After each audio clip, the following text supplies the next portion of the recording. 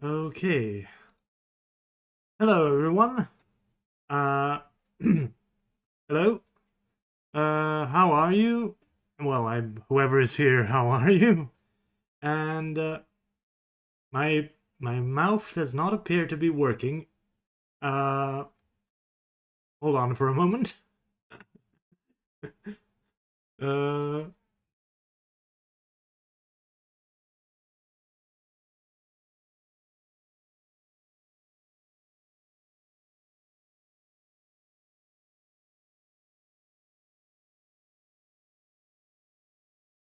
okay. I think I fixed it. Okay. Hello, everyone, and welcome to another stream about where we're gonna have a little history talk, and we're going to be talking about the Croatian and Hungarian Union, that well, the and how it's formed over the ages. Hello, random, and how it's lasted, well, and how it went for about 800 years. I don't have enough pictures for this, but I don't tend to sift through that much pictures during stream, so we'll see how it goes. Uh well, first of all, we should probably talk about how the union started, and it's mainly the cause of the death of King Zvonimir of Croatia, who dies without an heir. He is, of course, married to the Hungarian princess Helena, who then invites her brothers, who is then used as a device for inviting her brothers to the throne. The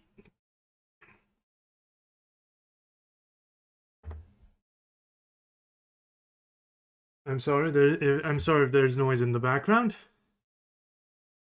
That is basically how the union goes. The death of the native Croatian dynasty of the Trpimirovic, due to, well, Zvonimir dying after the death of his son Radovan in the 1080s, and then the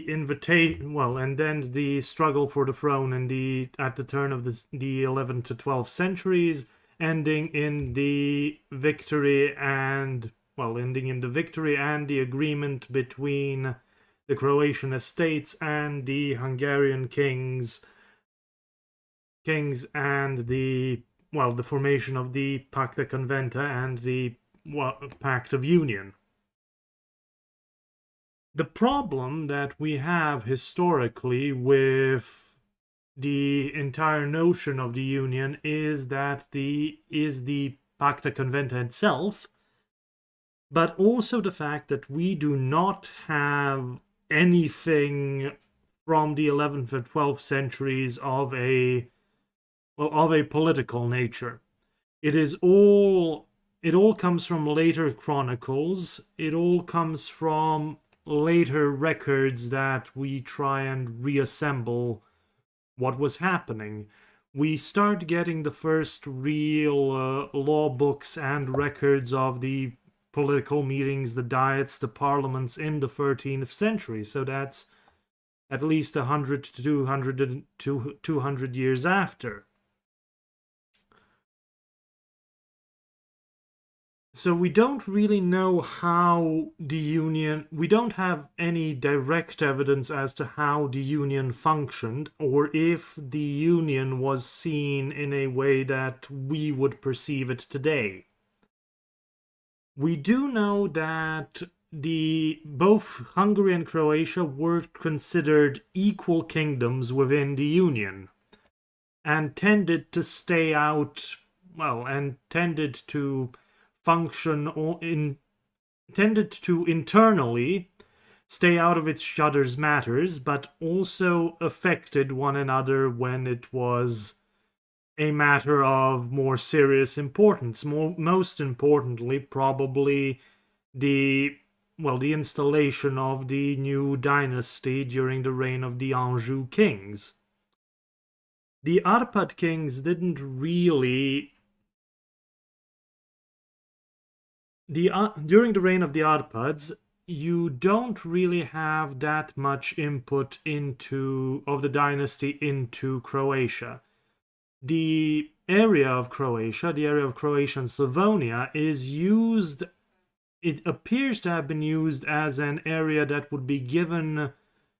whose control would be given over to, during times of stability, to the potential heir to the throne, or a significant member of the royal families. Hence you get the Dukes of Slavonia, or the Dukes of Dalmatia, Croatia, and Slavonia. The interesting part here is the Kingdom of Slavonia, which exists in this weird, almost nebulous state between Croatia and Hungary. And it is a kingdom that is established almost immediately in some way. It's not a kingdom per se in the same vein that Croatia is considered a kingdom. Slavonia is called a kingdom, but it does not have the same separate status as Croatia does. That would be inherited much later when the kingdoms of Slavonia and Dalmatia and Croatia become more intertwined in the late medieval, early modern period. But during the medieval period, Slavonia is this area that comes under control of the Arpad dynasty during the initial conquest of Croatia. It is the area that's almost inherited from Princess Helena, because Zvonimir and Helena, prior to Zvonimir becoming king, are believed to have ruled the area of Slavonia, which then made the Hungarian entry into Slavonia much easier during that struggle for the throne. And Slavonia, pretty much because of that relationship with Queen Helena, surrenders to the Arpad kings, but King Ladislav does not integrate it into the Kingdom of Hungary. Instead, he carves it out as this separate area within the Kingdom of Hungary. It's sort of a similar thing that happens with Transylvania. Hello. How are you? Okay. Where was I? Oh yeah, Slavonia and Transylvania.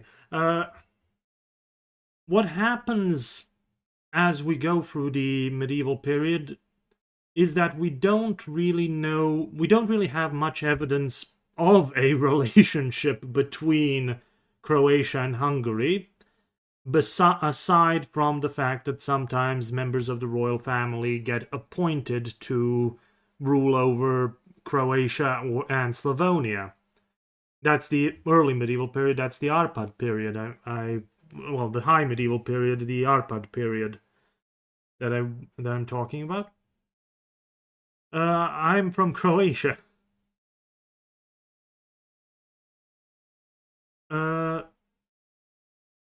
When we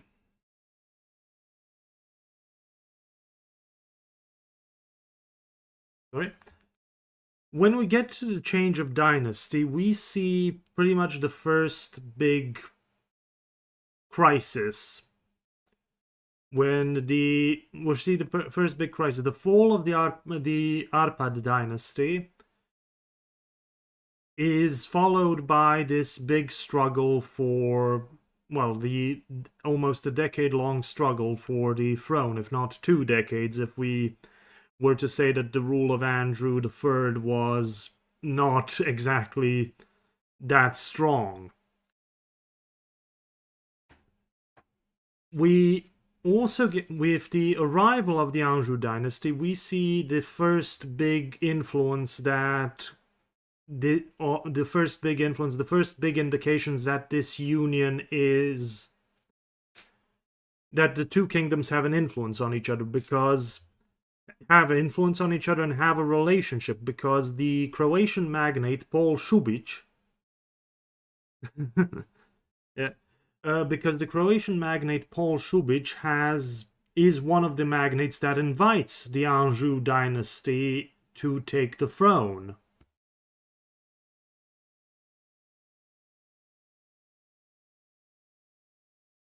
This is one of the big this is to take the throne and to become kings of both the kingdom of Croatia and the kingdom of Hungary. Well, the kingdom of Dalmatia and Croatia and the kingdom of Hungary.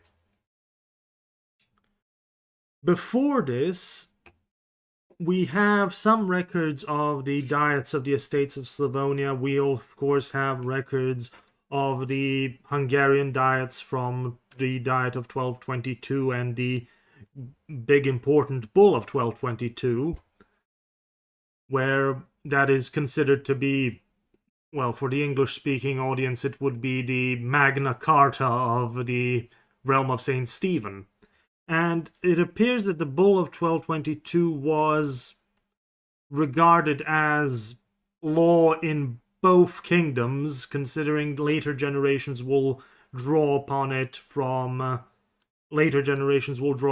as during the late medieval and early modern periods.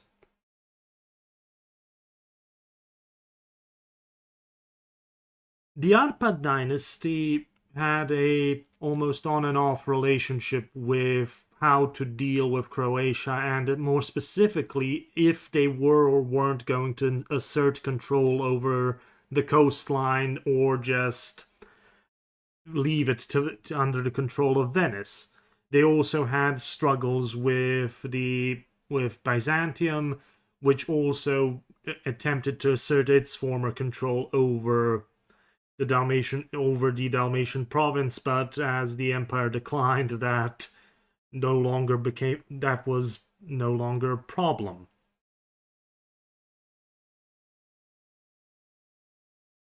With the arrival of the Anjou dynasty and the selection of the Anjou dynasty even had very much to do with, I believe at least, had very much to do with the geography of everything, because the Anjou dynasty was coming in from Naples. I'm sorry for the background noise if anything's coming through. And the Croatian and sorry, I'll be right back.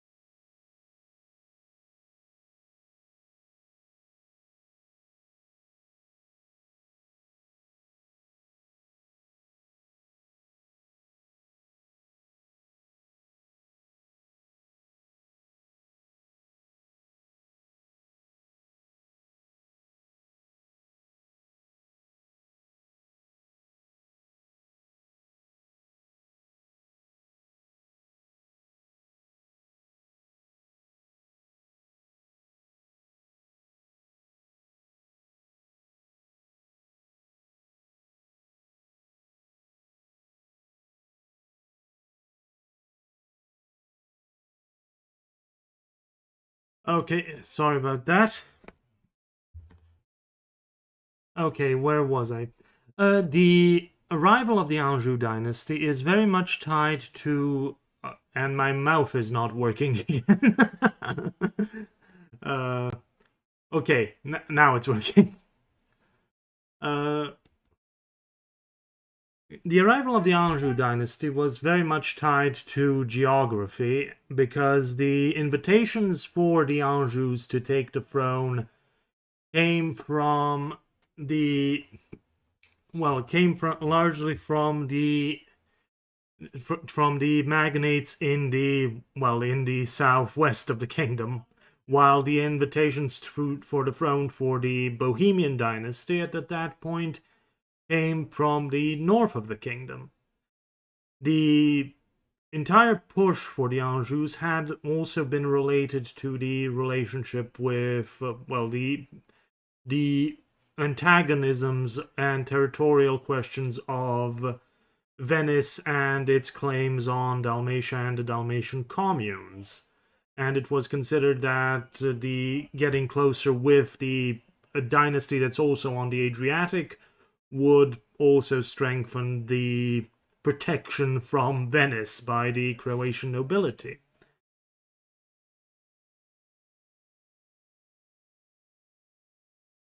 It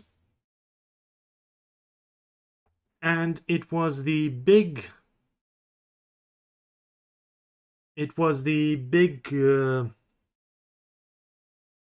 sorry.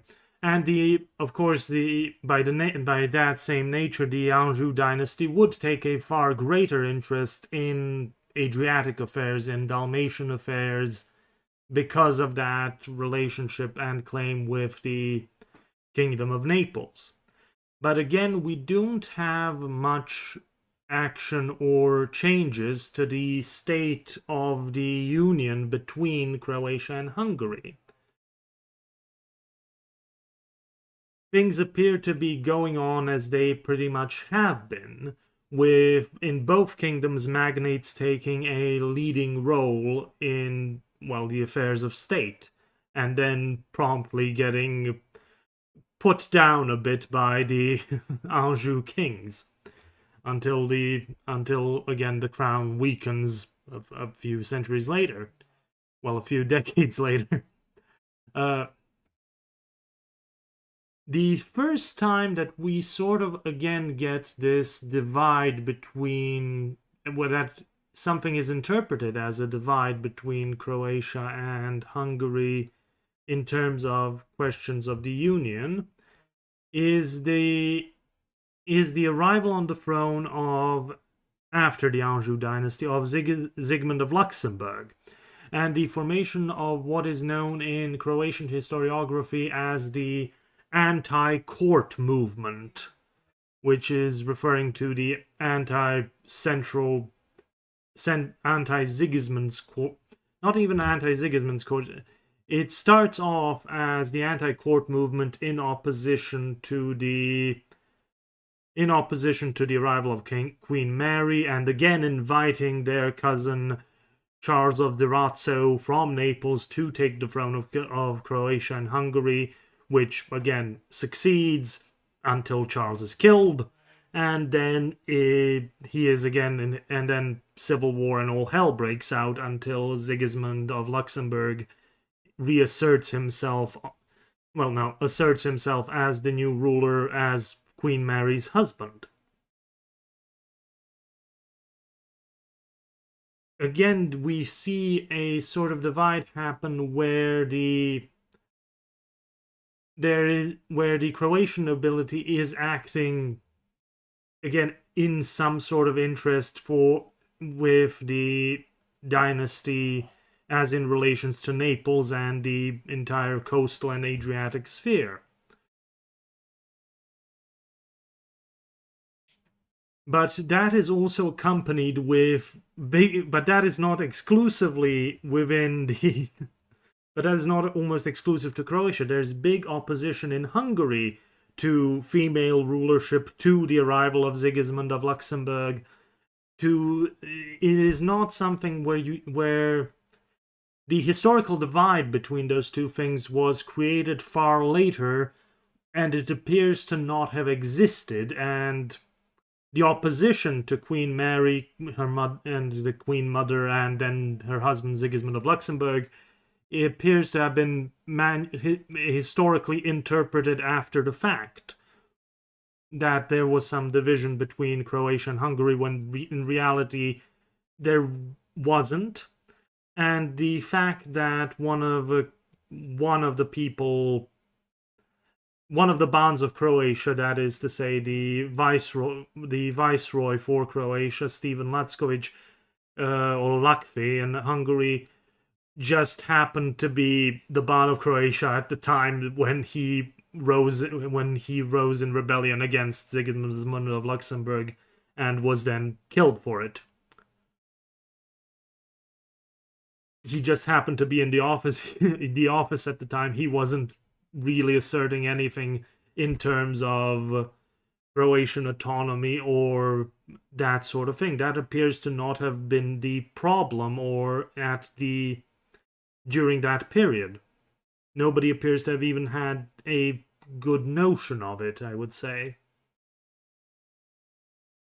The Union, as we know it, continues in almost these separate spheres of business when it comes to internal matters. Hungary has its own internal matters, Croatia has its own internal matters, but there is this joint relationship when it comes to questions of who's going to be the king and which directions should the policy of the geopolitical position of the realm be, because there was a big difference between choosing the dynasty from Naples and choosing the dynasty from Bohemia, and to be at the turn of the 13th to 14th century.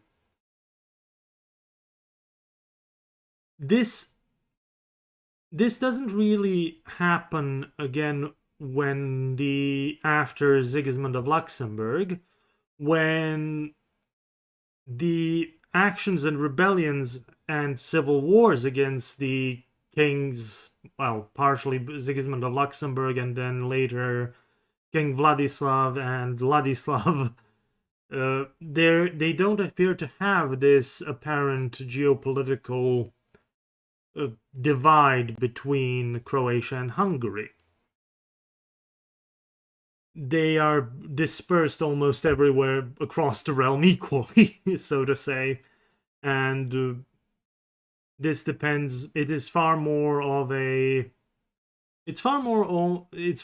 personal relationship with between the various peoples and dynasties, and the relationship between the free royal cities and everyone else in how they will act accordingly. It doesn't appear to have this it's one of the indications that the apparent clear divide that was asserted before doesn't really exist between the interests of the realms.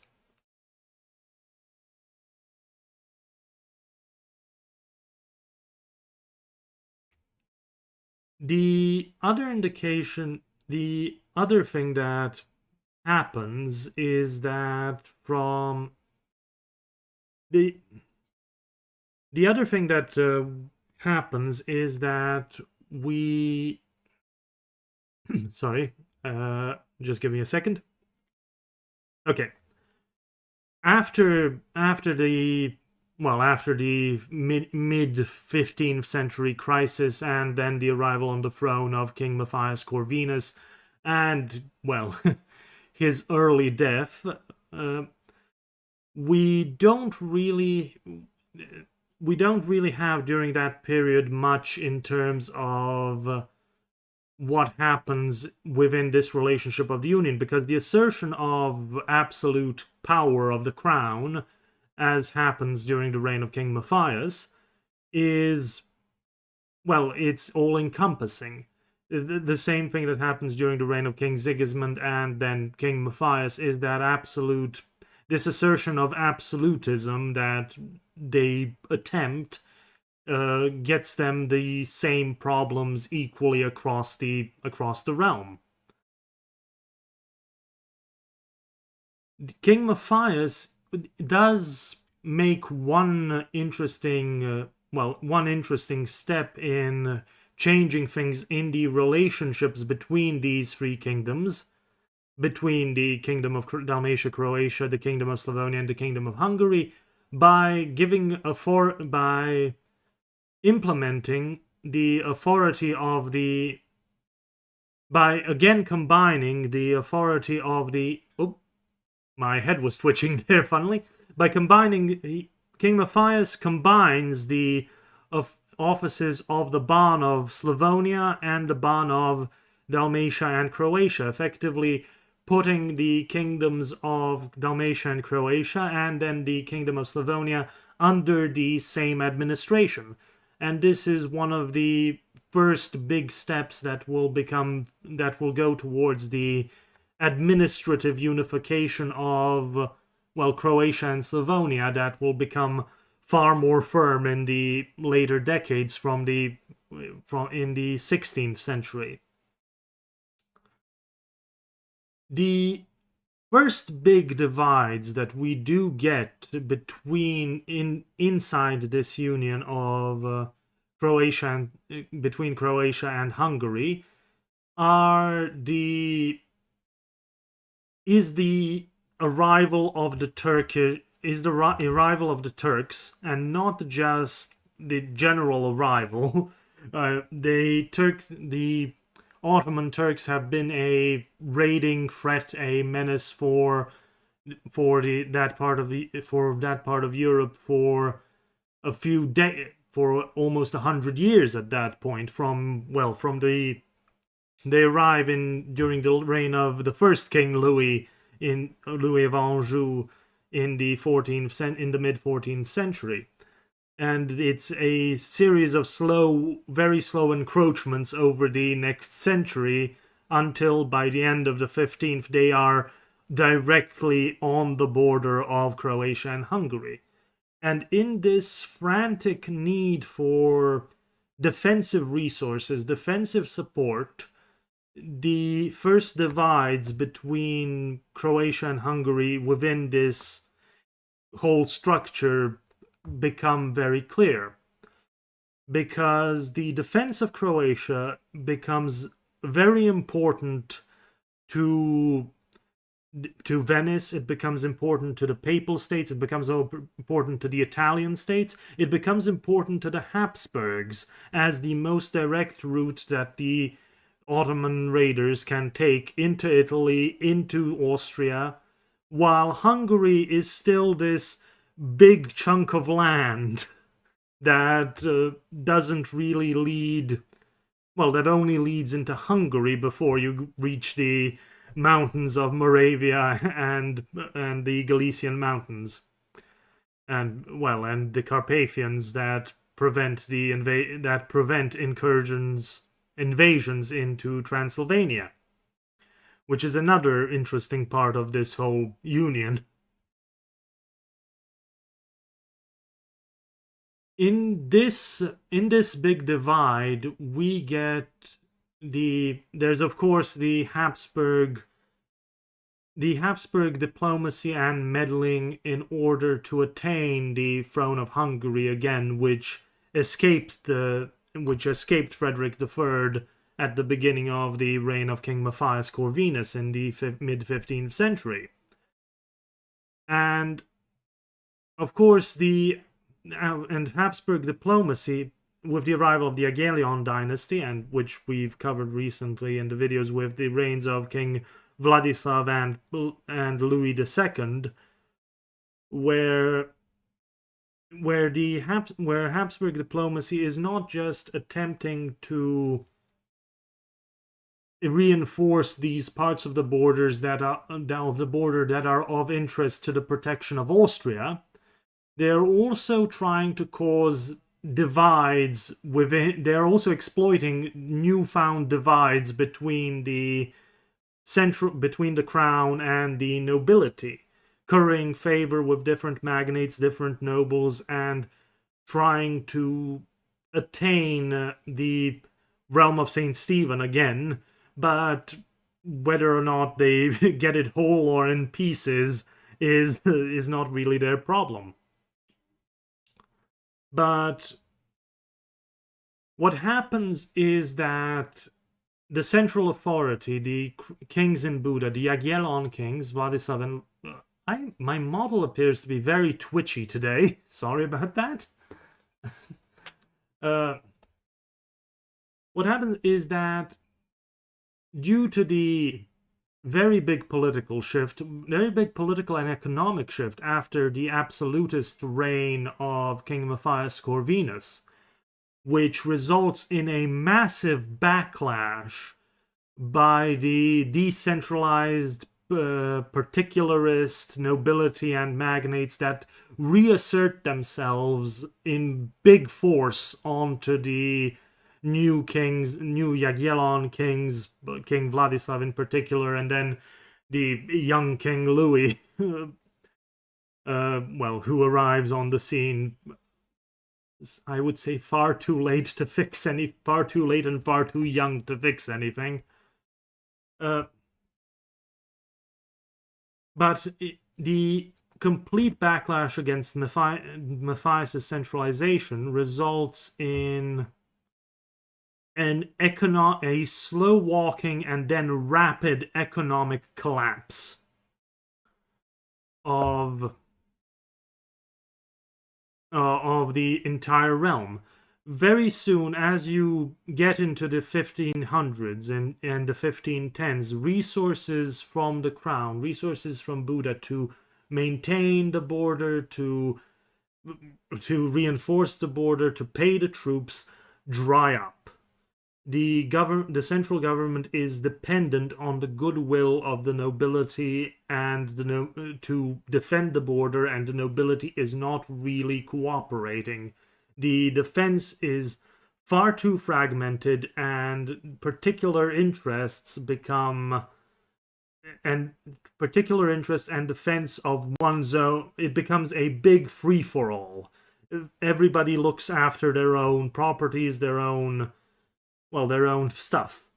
And this is also visible within the political structures, where the kingdoms of Croatia and Slavonia, although they are officially under the same viceroy, don't cooperate with each other. The Kingdom of Slavonia, which is in a somewhat more secure position, refuses to send help and soldiers to Croatia when asked. And it has to be asked a lot of times. The estates have to be asked.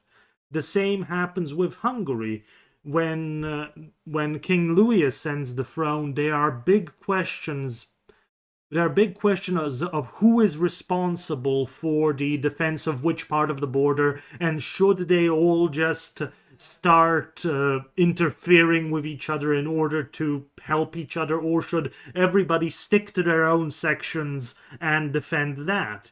And it's ultimately decided that everybody sticks to their own realm of authority and defends that. But that's also all supposed to be financed from the royal treasury, and, well, as we've discussed, with the collapse of centralism, there is no money to pay for the defense coming from the royal treasury as the years roll on. So the defense of the border becomes heavily dependent on... In Hungary, it becomes heavily dependent on the goodwill of the magnates. In Croatia, it is dependent on external aid from Venice, from the Habsburgs, and from the Pope. They also have an interest to provide for the defense, as that protects the gateway into Italy and into Austria. That's the quickest and most direct route. After 1526, after the Battle of Mohács and the complete and utter collapse of the medieval kingdom, we see the... Even before that, actually, I'm sorry, I've got ahead of myself there. Even before that, we start seeing, by the end of the reign of King Louis, even before 1526, we see these notions of Croatia detaching itself from the union with Hungary. the first notions of that are around 1510, and we get those. The sources from those are the Venetian ambassadors, which are somewhat somewhat questionable as to Venetian motives in the area and so on. But they report that there are notions about Croatia detaching itself from Hungary. In 1510, they are still around 1510. They are still small notions, and it's in these letters that we first get some indications of the political relationship between within the Union. We get some first direct notions. Now, these also might have been colored with the scent of the times, because there is this very firm there's this very from the Venetian ambassadors a letter, I believe, that says that the Croatian estates were invited to a joint session of the Diet, and to a joint session of the Diet of the Realm, and that the Croatian estates refused, quote unquote, because they never used to attend the Diet. They never used to attend the joint Diet. But this also could have been a protest for the sense of the times, because we know from before that the Kingdom of Slavonia has representation at the Diet. We know that the Croatian magnates tend to go to the joint Diet. We also know that the Diet at this time is flooded with nobles from the entire kingdom that are asserting a right to represent themselves before their sovereign at a meeting of equals. So I think that the notion that the Croatian estates didn't attend the joint Diet is far more a sentiment of the times. They perhaps didn't send a delegation at that time, but a lot of the nobility, especially the magnates, would have also at this point had estates in the Kingdom of Slavonia, and would have sent delegations through the Kingdom of Slavonia to the joint Diet. And again, there was a right to assert there was a notion of a right to self-represent yourself, for a noble to self-represent themselves at the joint Diet, and, the rights of the free royal cities to represent themselves before the sovereign. That is the guarantor of their rights. There's also the simple fact that several office holders, primarily the Ban of Dalmatia, Croatia, and Slavonia, would have attended every Diet in the function of the viceregal authority of the Kingdom of Dalmatia, Croatia, and Slavonia.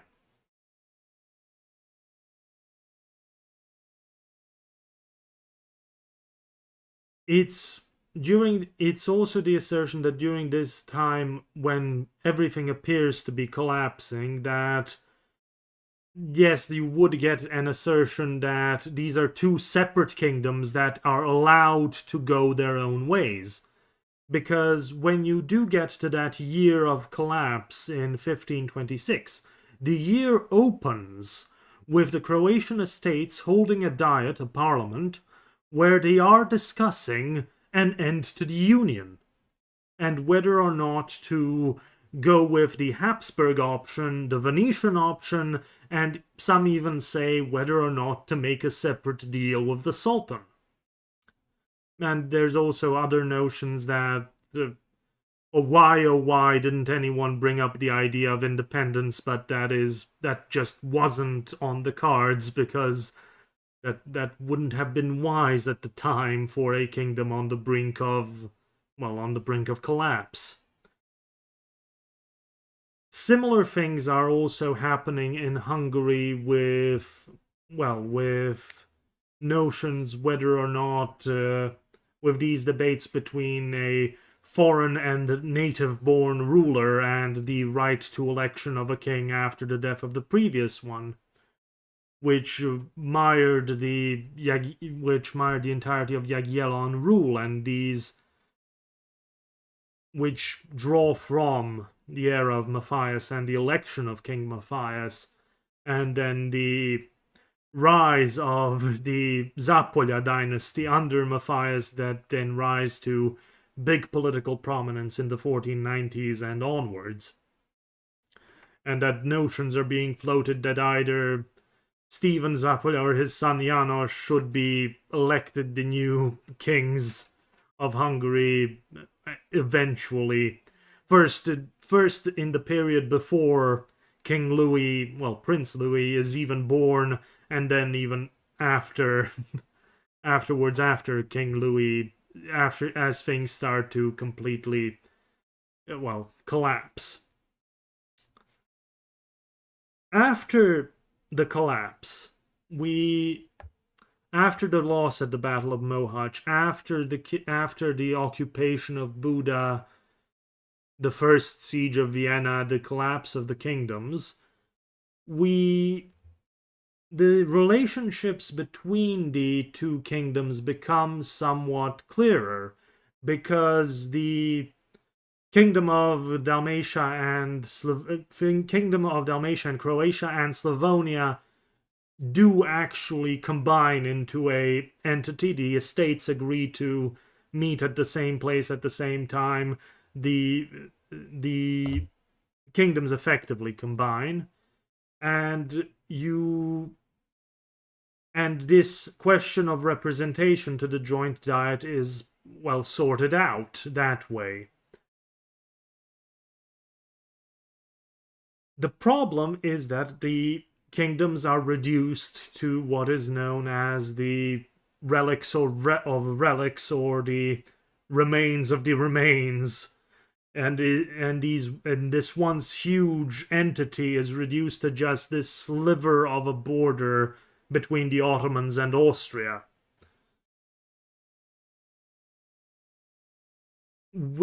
And this area is, of course, then repurposed by the Habsburg rulers into a almost purely military defensive role. The estates still retain a lot of their rights, they retain their rights in the areas that aren't repurposed for the military, and they also that aren't taken by the crown for the military frontier. There's also the promises of eventual recompense upon reconquest and so on and so forth, which eventually happens in some way and shape and form, but we're not there yet. But with that changed, another spanner is thrown into the works. And that is the question of the Reformation and Protestantism, with Hungary taking a distinctly Protestant path, while Croatia takes a distinctly Catholic path. And this starts to reflect on the internal politics of the realms as the conflict between Protestants and Catholics in Europe heats up, especially after the end of what is called the 100 Years' War against the Turks, which spans from this period between the 1490s and the 1590s. And during this, especially during the early 17th century, the 1600s, the 1610s, you get far more of a clear vision of how this relationship between the kingdoms and within the kingdoms, the political relationship between the kingdoms and within the kingdoms worked. Because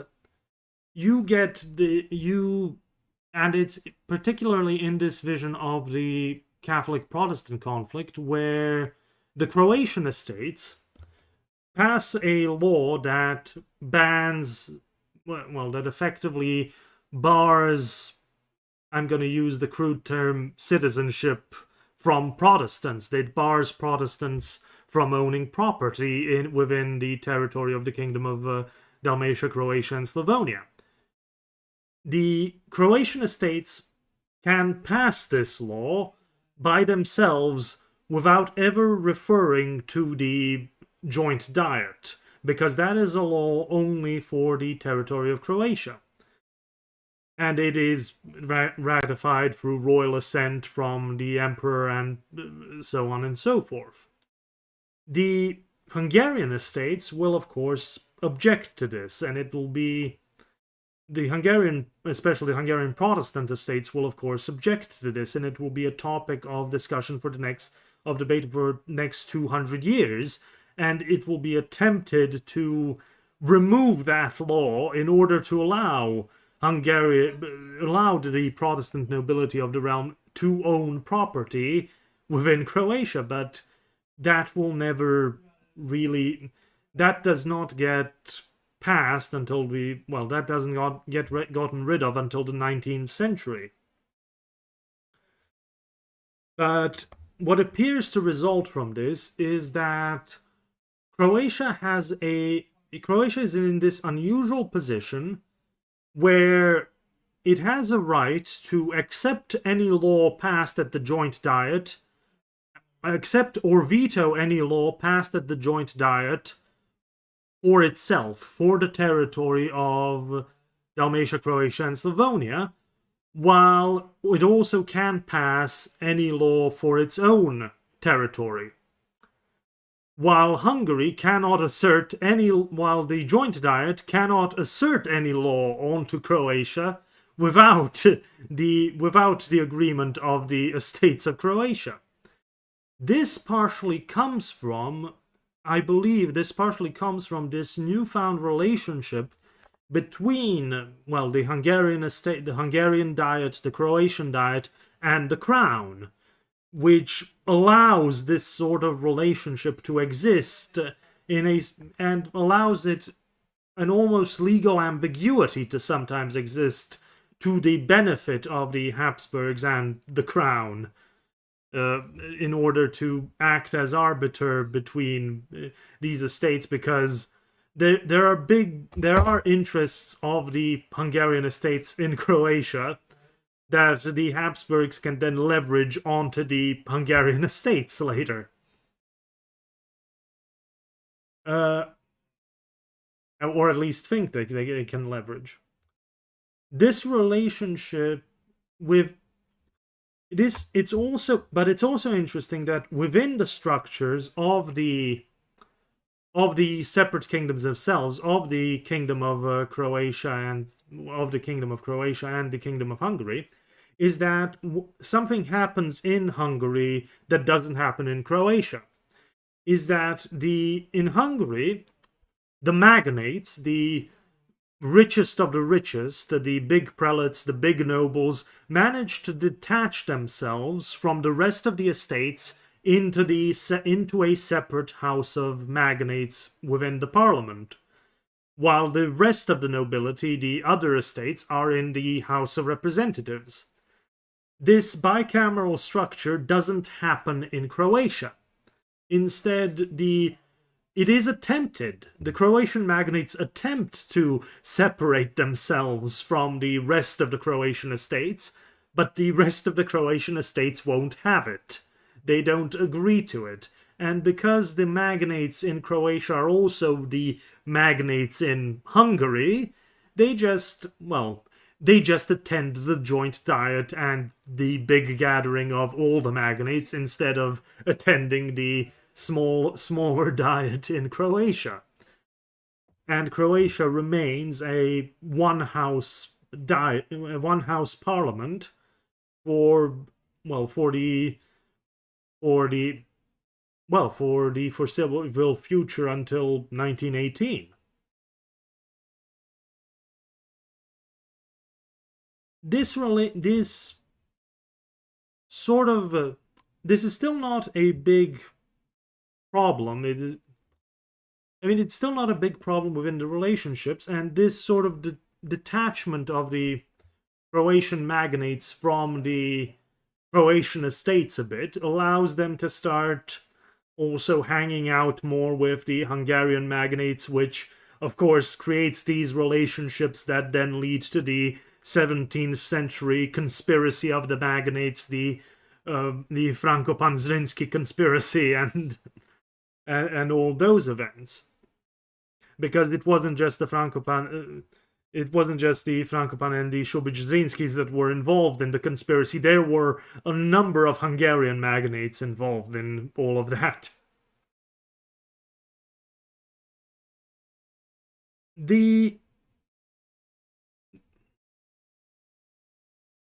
This sort of relationship will then maintain itself throughout the 17th century, and will sort of be the relationship between the entity of Croatia and the entity of Hungary will sort of maintain itself and remain and be reaffirmed at the beginning of the 18th century. Specifically, that is after the reconquest at the end of the Great Turkish War in 1699 and so on, where Hungary is almost restored to its former borders and Croatia's is somewhat less restored. The border is pushed back and extended to, well, what we would recognize today as the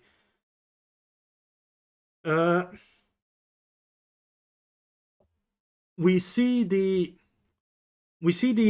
whole relationship between Croatia and Hungary, the way it exists, reaffirmed when the Habsburg dynasty, when Emperor Charles VI requires the confirmation of succession of a female heir to the throne, as he has no sons, the so-called pragmatic sanction. And the first parliament, the first entity to approve the pragmatic sanction, is the Croatian Diet in 1712, acting as the representation of the Croatian kingdom to allow the dynasty to recognize the female heirs of the dynasty. This is done without the recognition from Buda.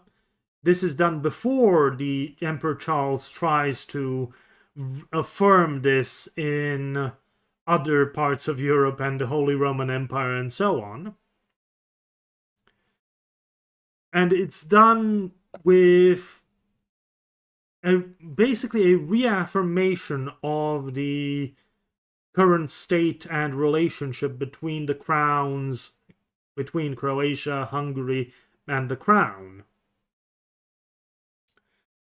This is also a period where, because of the reconquest and several rebellions, that the Hungarian estates start feeling, they start trying to reassert themselves in relation to the crown. Start trying to reassert themselves in their own rights and start trying to assert themselves within the realm of Saint Stephen, within the structure of the realm of Saint Stephen. And the demands that will begin with the recognition of the... Sorry about that? Demands that will begin with the recognition of the pragmatic sanction, that will also start with the recognition of the validity of all the laws within the Kingdom of Croatia by the estates of Hungary that have received royal assent, that all those laws are valid and that they can't be changed. This was again referring to the law against Protestantism, mostly.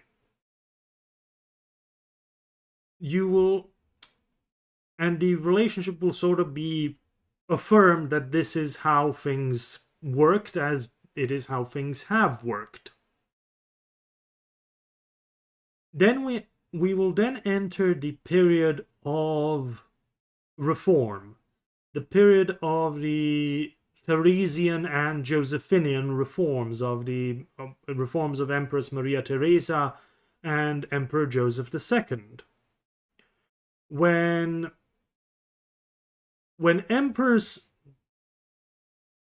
Maria Theresa begins to reshape the political structure, there's a vast array of new councils, regency councils, governing entities established for several parts and various parts of the realms to try and rationalize and to create a new sort of government.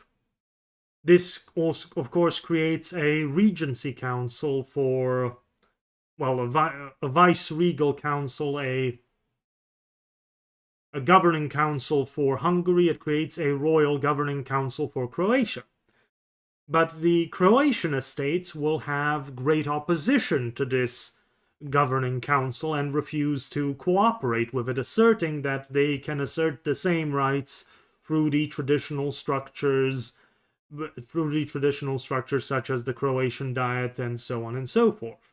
And after the project fails in Croatia, after the new seat of government that is placed in the town of, that is moved from the city of Zagreb to the city of Varaždin, well, literally burns in a fire, a lot of the authorities that were given to the Royal Governing Council for Croatia are transferred to the Viceregal Council for Hungary.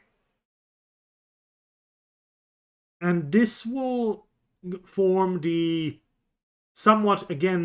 will create another set of problems down the line as when conditions start changing.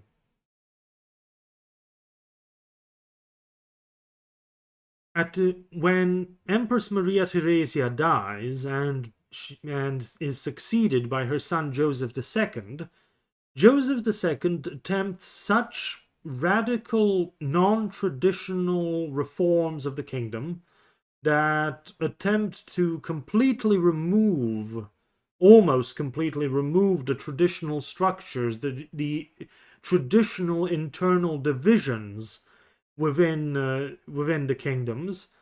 He goes so far as to refuse to be crowned as King of Hungary, which then the Hungarian estates will interpret as him being an illegitimate king. And this causes this change in administration, this change in the big sticking point, this change in policy and governance, and the big sticking point, of course, being the language policy, the assertion that German should be the administrative language of the entire realm, creates a lot of resentment from the traditional structures within the entirety of the realm. And from what was a very distant yes, that is, I have heard that one. I think I might have to draw him. I mean, he will have a hat. He'll probably have a bicorn or something at some point. But well, as I was saying, it creates this resentment towards the Josephinian reforms, this anger at the Josephinian reforms, creates a closening and a closening of the relationship between Hungary and Croatia. The estates find themselves aligned against Vienna. As before, Vienna and the crown sort of acted as this barrier that tended to affirm the separation. But now, as the Josephinian reforms, quote unquote, endangered the traditional structure, the estates of Hungary and the estates of Croatia Yes, I think because of his great cultural influence, and well, I I can't remember but I think that was one of them that I've heard.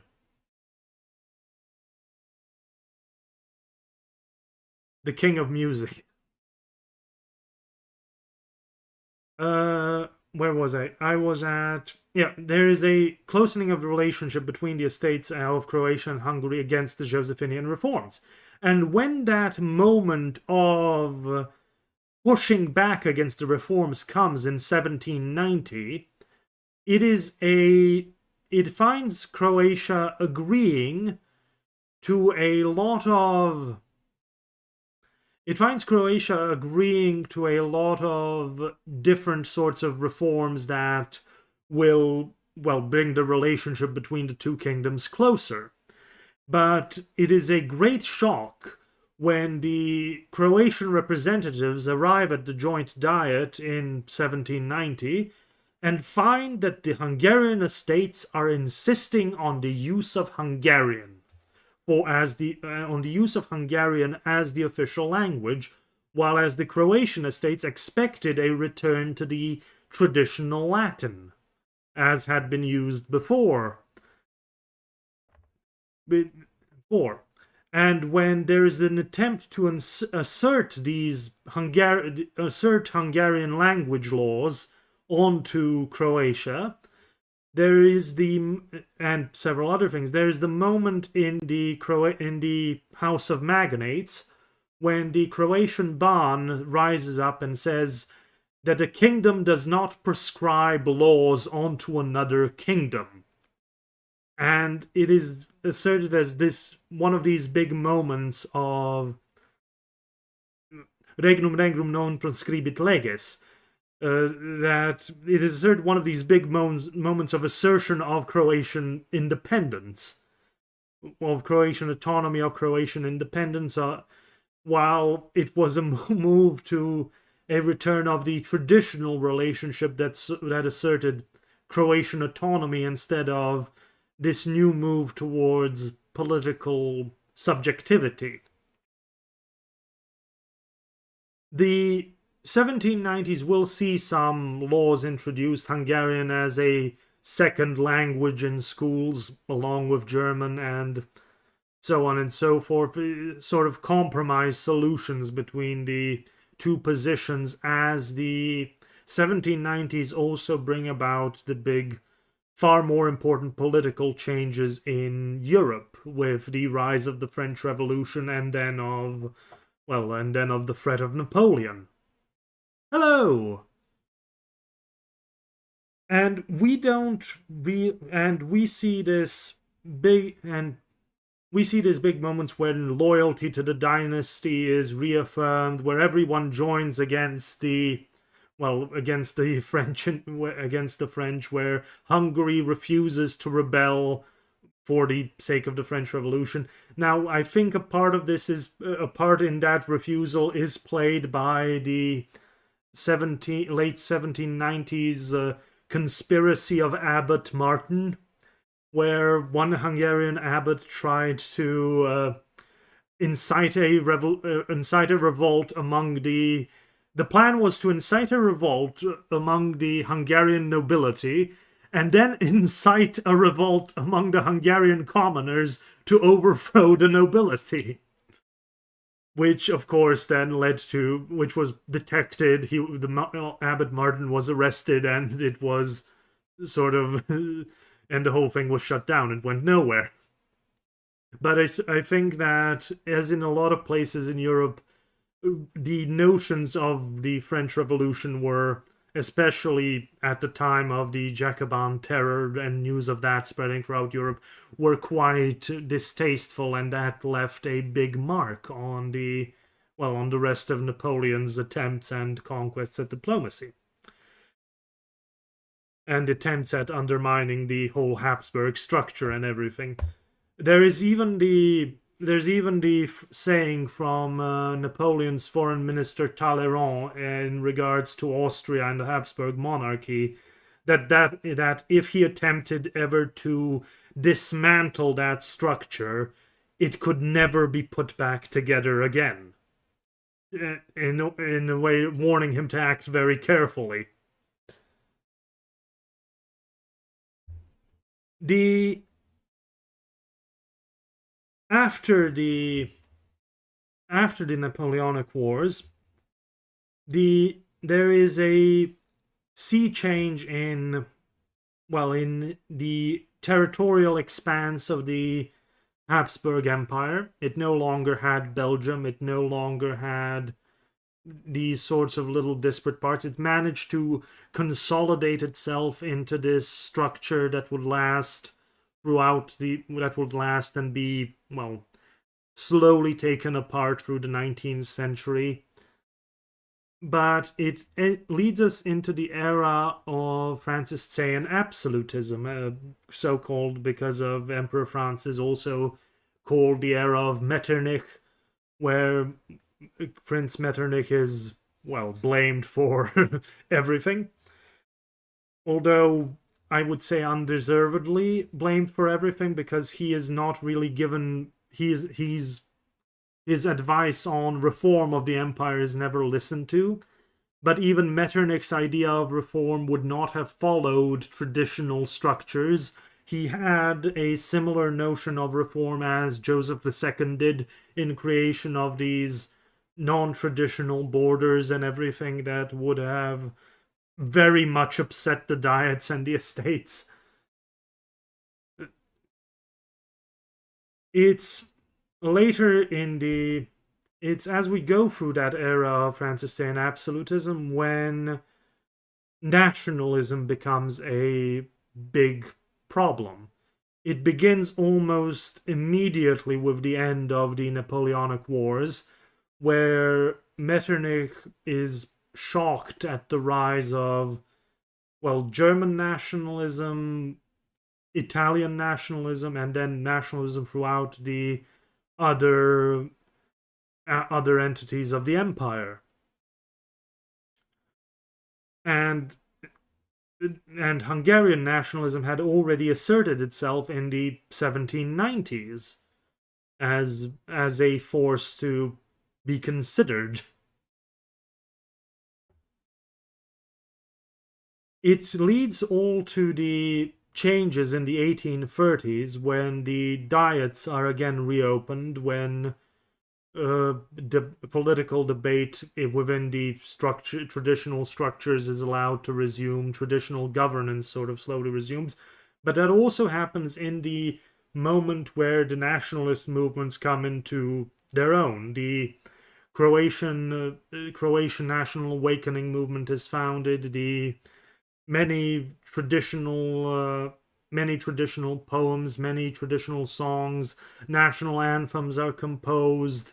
This newfound relationship between the urban and rural and the era of romanticizing and romanticism also comes into the whole mental structure of people.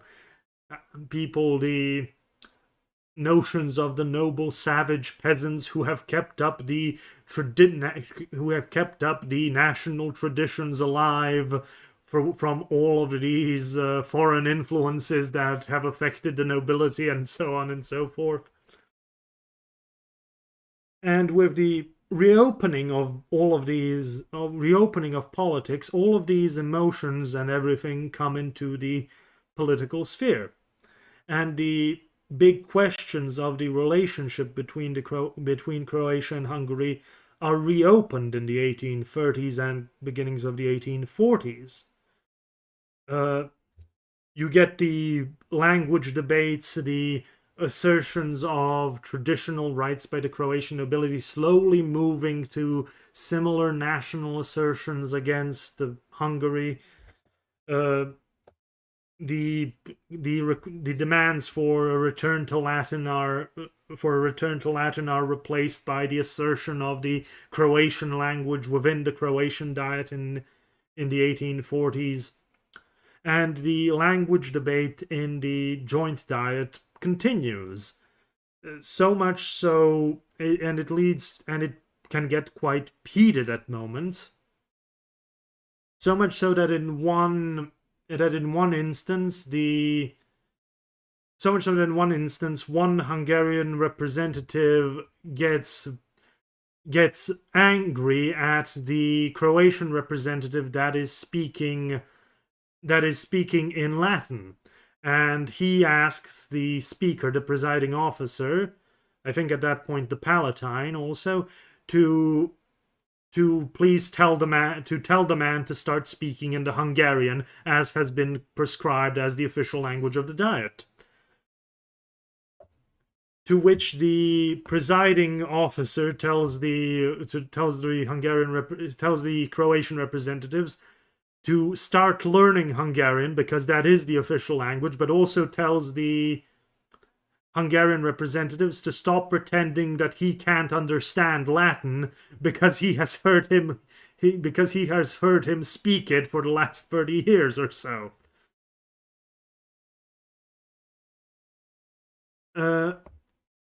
It's also the question, the old notions of what is the relationship between Hungary and Croatia are also brought into question in this period, and the entire political structure of the relationship is also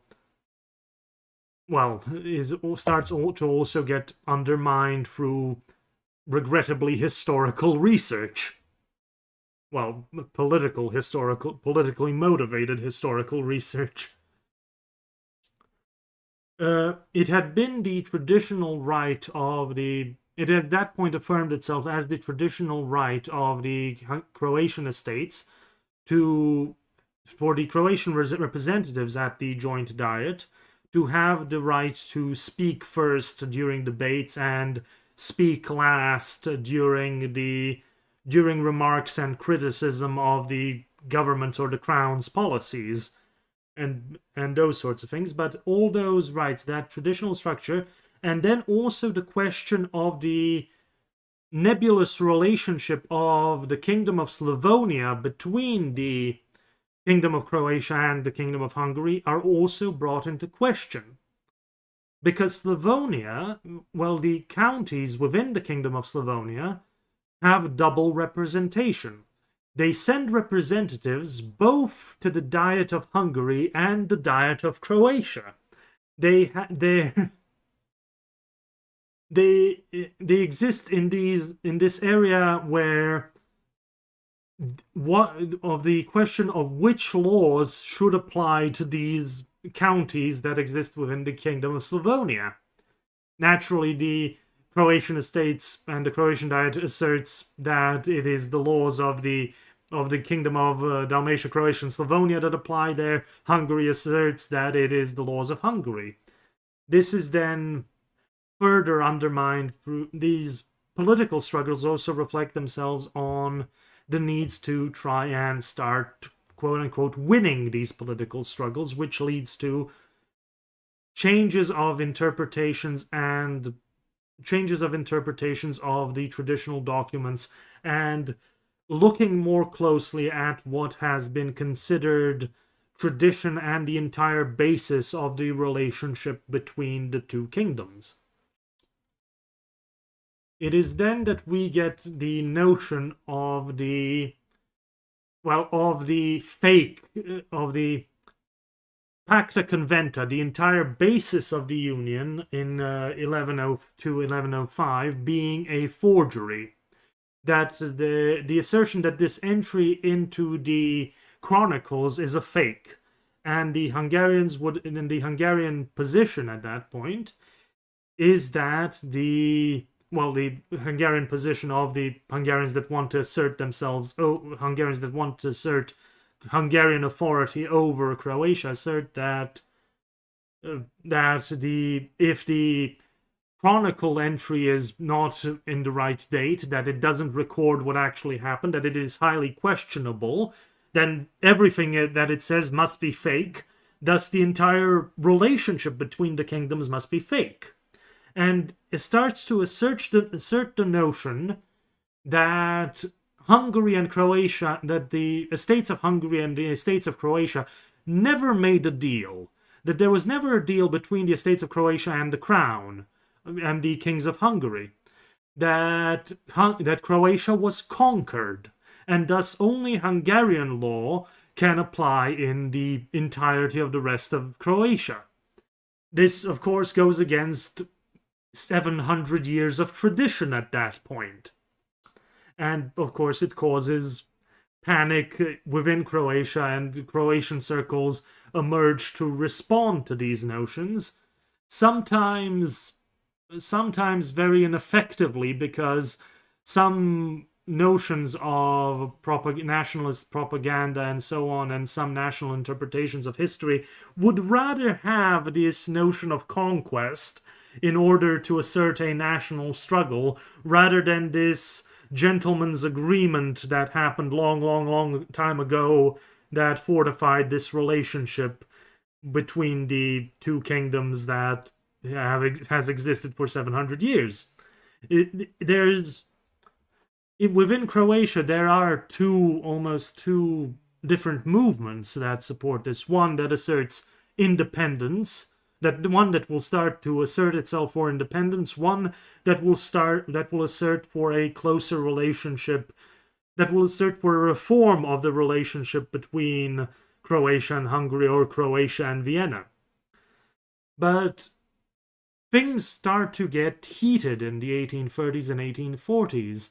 And at one point during elections to the I think in 1847, I'm sorry if I get this wrong, but during elections for the county representatives of Zagreb County, there is a riot due to suspected rigging of the election by the so-called Croatian-Hungarian party, or the Hungaro-Croatian party, the nobility, the political entity that's for the union with Hungary.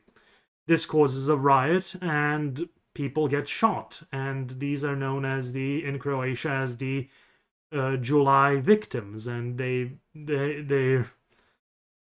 have been honored in various ways, and it's the complete escalation of the animosity between Croatia and Hungary within Croatia, which then starts to reflect itself on the events of 1848, where as the revolutions of 1848 get underway, they also start to get underway in various forms in Vienna, in Buda, in Zagreb, in Prague, and so on. There's various movements to keep track of that also have very different ideas of what they are doing. As the Hungarian push for independence starts to form, there's also the notion in Croatia of what the so-called the demands of the people, that assert to the crown, to Emperor Ferdinand, to King Ferdinand, to approve a list of demands of the Croatian estates, not the Croatian estates anymore, the Croatian people, to recognize, first of all, Ban Jelačić as the new Ban of Croatia, as he is at that point performing duties in command of the military, of that section of the military and frontier, governorship of Dalmatia, and so on and so forth. There's demands for for various recognitions of parliaments and other things, and it is all in reaction to these notions that have come from Buda, that want to assert from Hungary, that want to assert Hungary. One of the demands of the Hungarian Revolution is quote-unquote union. Now, that's sometimes referred to as union with Transylvania, but it is also interpreted to mean as union of the whole kingdom into one entity. That would also include Dalmatia, Croatia, and Slavonia.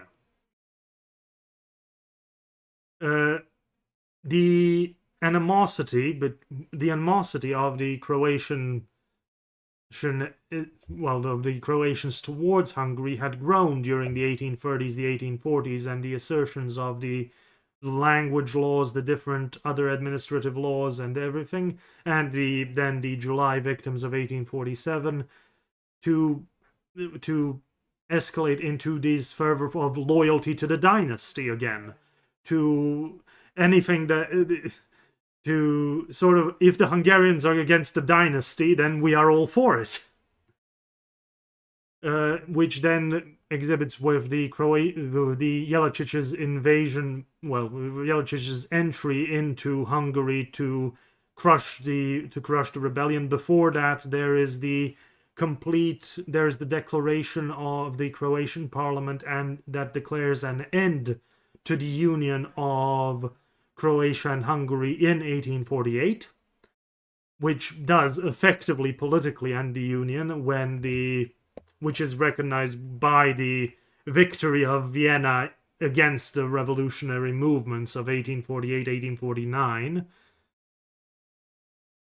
And that brings us into the era of neo-absolutism after the revolutions, when the Hungarian notions have been thoroughly defeated, but also the Croatian notions of what they want, which is also unifications of Dalmatia, Croatia, and Slavonia into one firm political entity, including the military frontier,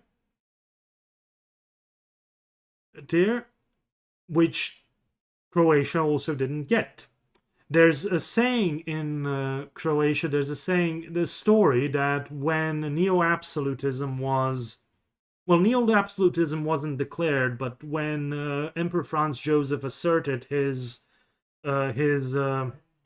new constitution that would create neo-absolutism, that the Hungarians received that Hungarians were given that constitution as a punishment, while the Croats were given it as a reward, which was not much of a reward considering what was outlined in the demands, when what the Croatian politics wanted.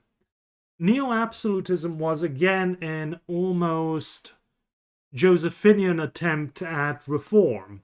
It's sort of said that Emperor Franz Joseph, was named because to reflect the stability of Emperor Franz II, Emperor Franz I, and the reforming zeal that will be necessary of Emperor Joseph, because the court in Vienna does not assert these. The court in Vienna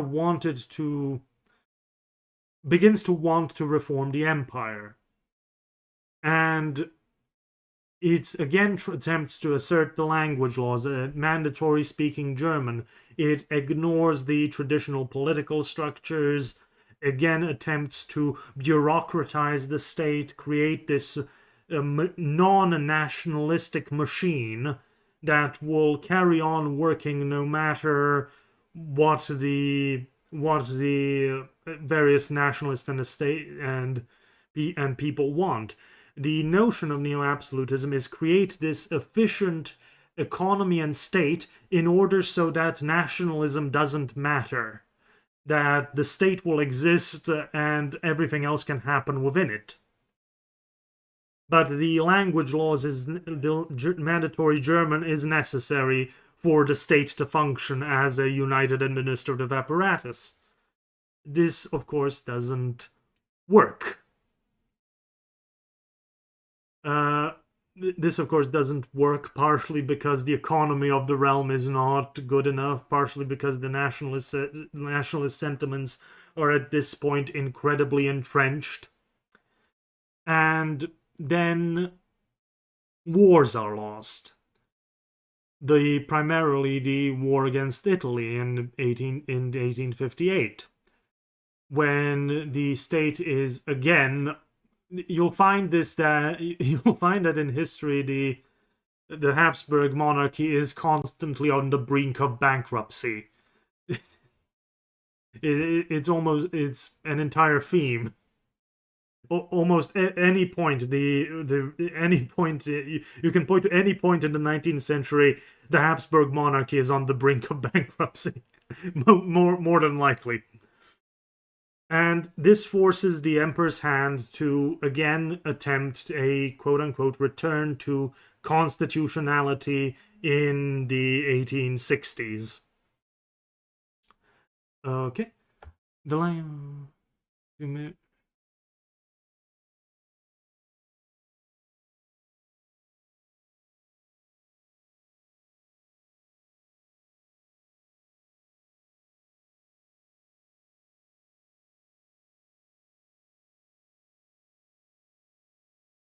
Yeah. I mean, that's how business was. That is how business was divided, and you do need some notion of a big centralized state to do some of those things at that scale and at that speed. Uh, yeah, there's repeating themes in the 19th and 20th century, and we'll hopefully get to that one day. Uh, the return to absolutism, no, not the return to absolutism, the end of the return to absolutism, the return to constitutionality, of course, brings back the parliaments and elections, which, of course, starts to. The attempt will be made by Vienna to create a national, probably not federal structure, but it certainly looks like that's one of the notions of the attempts of the 1860s. That is then thwarted by the Hungarian Diet, Hungarian Parliament refusing to send representatives to the big imperial Diet, to the big imperial Parliament, which is then followed by everybody else refusing to send representatives to the Imperial Council. I think at that point and the entire project of federalization starts falling apart in the 1860s as the negotiations on the federal structure go nowhere. Within the relationship between Croatia and Hungary, it is that in the 1861 election, the Croatian People's Party wins the overwhelming majority. But the problem is that the party, which is for Croatian rights, which is for Croatian autonomy, the problem is that the party itself is divided between people seeking some sort of a relationship with Vienna and people proposing some sort of a return to a relationship with Hungary, and also some people wanting different sorts of arrangements with Vienna and putting different conditions on it. So there is no overall majority for what to do, and even then it's a negotiation process. You need to have the crown, Vienna, the emperor, willing to talk to you. And in light of keeping all of the options open, negotiations are started by the representatives of the People's Party and the representatives of the Hungarian Parliament on re-establishing the relationship between Croatia, re-establishing some sort of a relationship between Croatia and Hungary that was broken in 1848. Now, these negotiations will drag on for several years. The result being that when the 1865 elections happen, when a new election passes, the Croatian People's Party is swept out of power and a majority is returned to the Hungaro-Croatian Party. That is the pro-Croatia-Hungary Union Party. and it is this big victory of of, one could say, conservatism within Croatia, because it isn't the Hungaro-Croatian party isn't really Hungarians asserting their rights at the Hungarian domination over Hungary. They are traditional Croatian nobility, most mainly from Slavonia and some other areas, who want some sort of a traditional relationship with Hungary. They are in favor of the Croatian language and so on and so forth, but they don't want to. They are just in favor of these tradition of the previous sort of order of things, and the reason they are.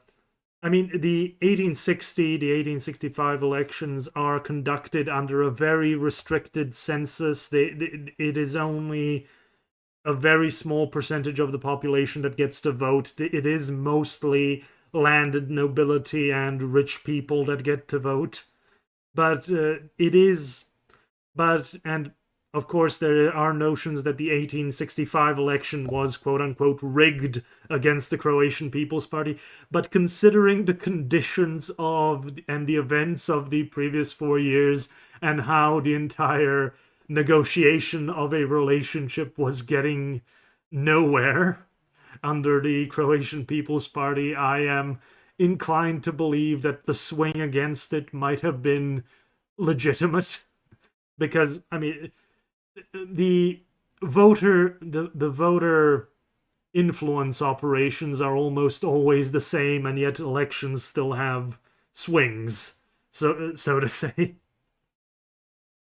during the 19th century. This return of the Hungarian Croatian party returns a far more inclined majority towards making a deal with Hungary. The question is again, will a deal be made with Vienna? And what will the emperor do, and will the emperor consent to it, and so on and so forth. Then the Austro-Prussian War happens, which again leads to a giant political crisis, financial and political crisis, and Emperor Franz Joseph goes over everyone's heads and makes a deal with the Hungarian government on splitting the monarchy into two halves. The Austrian half, the Cisleithania, this side of the River Lifa, and Transleithania, the realm of Saint Stephen, that side of the River Lifa, which is the river that sort of bordered between Hungary and Austria. The split is, of course, between internal business, between quote-unquote separate business and joint business, and almost everything else is separate business that is referring to internal policy, but foreign affairs, the military and joint finances are considered to be joint business. Because at that point when the relationship between, because at that point in 1867, when the relationship between, when the newfound relationship between Austria, well, the emperor, the king emperor and Hungary is made, the Croatian parliament is sort of forced to, no, it wasn't really forced. The preconditions are already there. But it is almost certain that now a deal with Hungary must be made. Otherwise there won't be a deal at all. There was absolutely no reason for the Hungarian government, the government in Budapest, to even consider a deal with Croatia. The agreement with the emperor, with the king emperor, made it, with the emperor and king, sorry. The king emperor is British, the emperor and king. The agreement left that relationship, that entire area, completely within the purview of Hungary. There was no need to make this sort of separate deal with Croatia. But a deal had been negotiated on for years already, and it was already sort of on the table, and it was agreed to in 1868 to create the compromise between, as there was an Austro-Hungarian compromise, there was a Hungarian-Croatian compromise a year later in 1868. And that again outlined what is to be separate business and what is to be joint business, which was not. Croatia got to keep cultural business, education, some economy and agriculture and those sorts of things, while joint business was infrastructure, the post office, and also the financing of the royal family, the royal family. And all of the other joint business was also jointly financing all of the other elements of joint business of Austria-Hungary, which sometimes was a bit unfair financially on Croatia, but which could be interpreted as being somewhat unfair financially on Croatia depending on economic base. If I remember, the agreed percentages were almost half and half on that notion. There was also the question. The big question was left on the table during those negotiations was the city of Rijeka.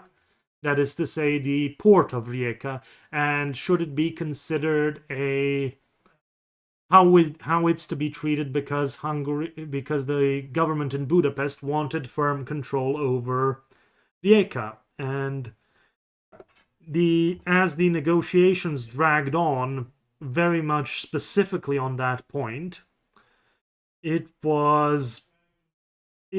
was an agreement to the notion. There was an agreement to that notion that it would remain as that would be some sort of condominium, or an agreement on the matter would be made later. Now, an agreement of matter would be made later, but there were two separate texts of the compromise that were sent to the emperor. The Hungarian one contained a very much different wording on the question of Rijeka than the Croatian text did. And when the difference and after the emperor signed it and the difference was found out, a new translation of the text was put on the Croatian copy of the text, and it was just pasted on. I don't want to quote it from my head because I don't know the exact wording, but it is sometimes called the Rijeka rag, that was plastered on unfairly without agreement. But because it was already signed, there was nothing that anybody could politically do about it, as the emperor had given his assent. And everything would just complicate the matter. But there's already problems within this new relationship in the Croatian-Hungarian compromise that will emerge later. The Croatian-Hungarian compromise also outlined a number of representatives from Croatia to be sent to the Hungarian parliament. There was to be a minister for Croatian affairs within the Hungarian government. The Ban of Croatia was to be appointed by the emperor, with recognition from the Hungarian government and recognition from the Croatian parliament, although that last one was not really necessary. Was not considered to be necessary. More just a formality sometimes.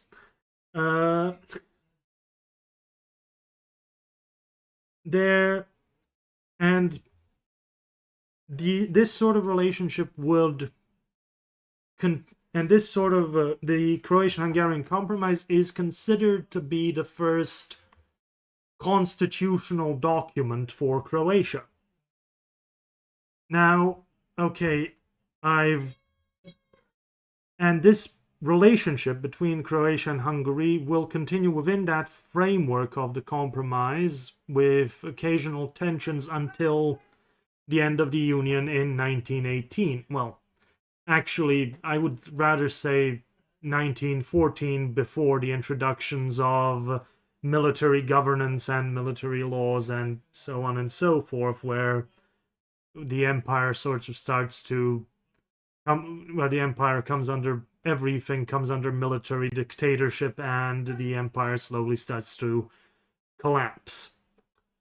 There is a lot that happens in the latter half of the 19th century after the compromise is signed, but there is enough stories in that to fill up another few hours of talk, so I'm not really going to go into that, because I'm getting rather tired, so I might continue another day.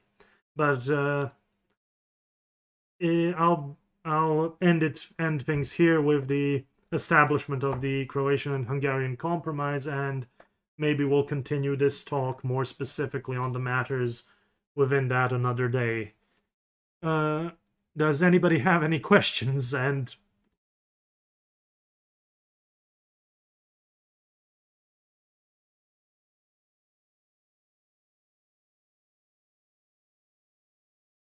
yeah, it's all right. Thank you for coming. It's nice to just. I mean, it's nice to. I need to practice talking off the top of my head. Oh, it's all right. I mostly went over the formation of the whole formation of the Union, and the medieval and the ambiguous and unknown medieval history of the whole relationship. Because we don't know a lot about the early Union, and it appears that, as medieval tradition is, that the business of the two kingdoms was very much kept separate.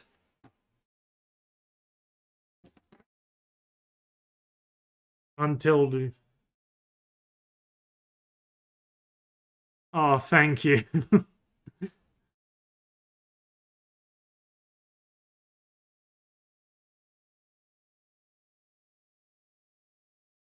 I I wish the algorithm recognized that. Well, we'll keep fighting it. Uh, I am working on the next episode and things, but due to it being Christmas time and the holidays and everything, and a few other things happening, it's gonna take a bit, but it is going.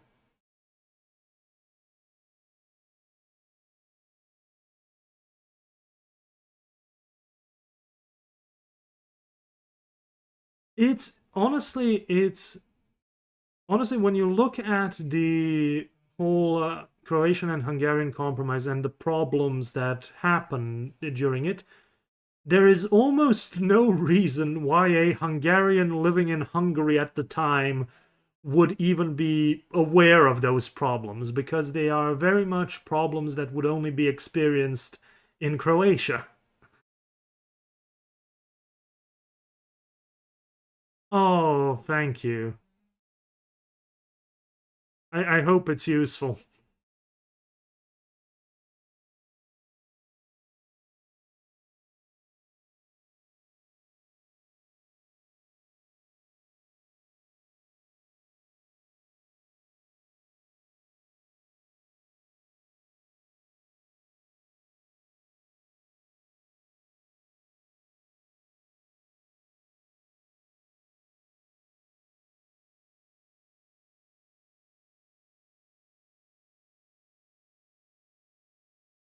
It's honestly, when I started the channel, I knew I wanted to do something that combined a lot of I wanted to do a channel that combined a lot of history from, well, a lot of other nations' histories into the whole story of the history of Croatia. And I mean, you've seen it in a few of the series how quickly it can get out of hand, that how things on the other side of the worlds have started affecting things.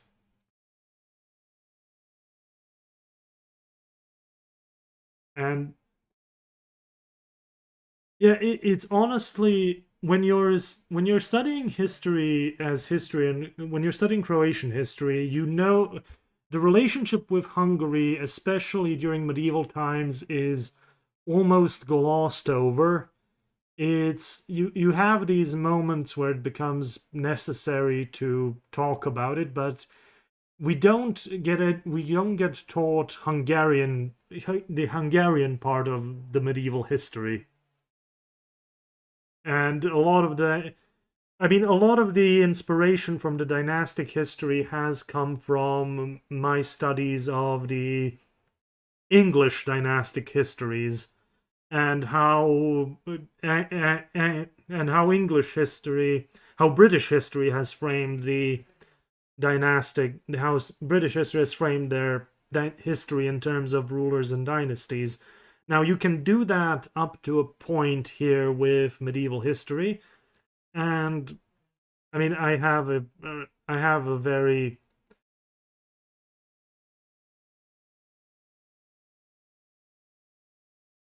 ooh interesting.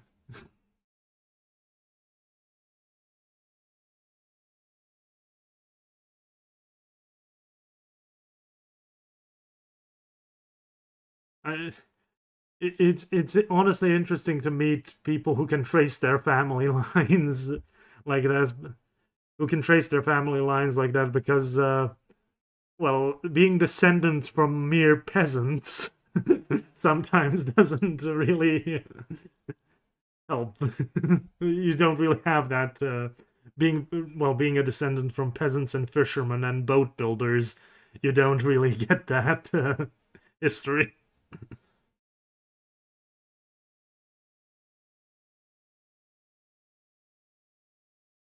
Oh yeah. I mean, yeah.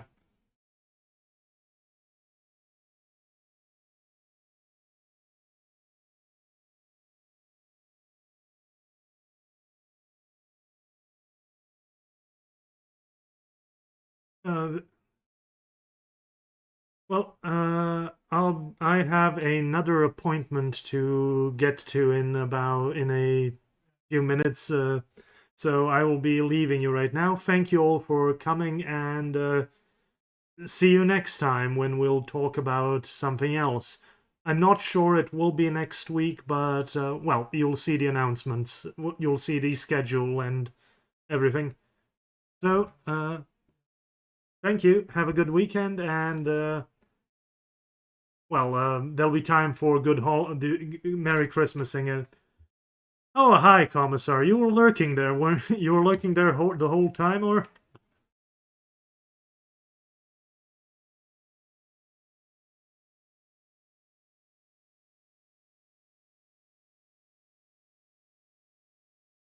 Okay.